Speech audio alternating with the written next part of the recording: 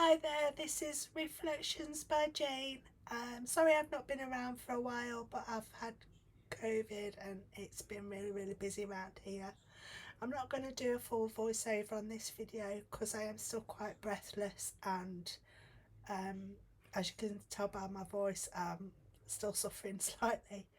So I'm going to use products from Alina Craft. This is going to be a clean and simple card. I'm using an A2 card base. This is an A2 card panel.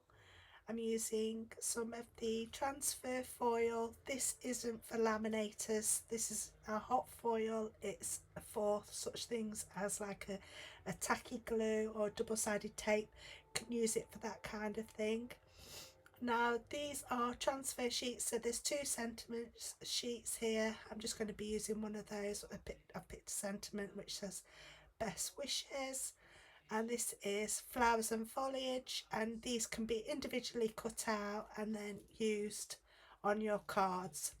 I'm going to use this circle die here, and it fits the width of an A2 card panel, and I will cut it down slightly as you'll see in the video.